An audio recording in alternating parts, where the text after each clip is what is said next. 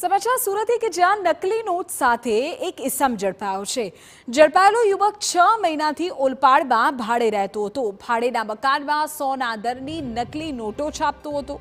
આરોપી બજારમાં થોડી નોટો વટાવતો હતો। આરોપીના ઘરેથી પ્રિન્ટર પણ મળી આવ્યું છે।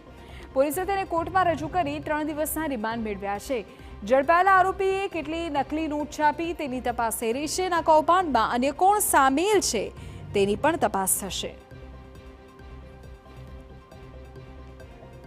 महिला पुलिस टीमें नकली नोटों झड़पी लीधी हती। महिला टीमें एक ईसमने सोना दरनी 97 जेटली नकली नोटों साथे झड़पी लीधो हतो अने तपासनो धमधमाट शरू कर्यो हतो। हाल आपणे छे ओलपाड पोलीस मथक खाते। दृश्यमां तमे जोई शको छो के आ ए ज मुद्दामाल छे जेनो उपयोग करी जे झड़पाયેલ ईसम छे ते नकली नोटो छापतो हतो। आ जे दृश्यमां सोना दरनी नोटो जणाई रही छे ते नकली छे। आपने पहली नजरे आ नोट असलित लागे पण नकली है। पुलिसे तमाम मुद्दामाल कब्जे लईने एफएसएल ने मोकल्यो हतो। एफएसएल नी तपासमां आ नोटो नकली होવાનું બહાર આવતા પોલીસે તપાસ હાથ ધરી હતી।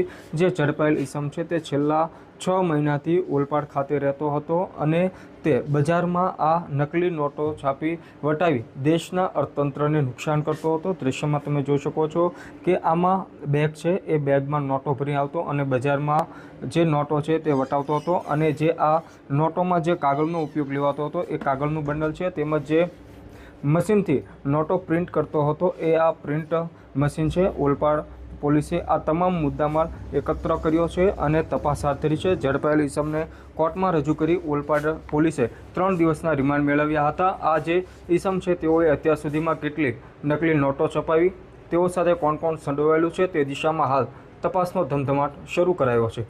मेहुल भोकळवा, TV9 सूरत।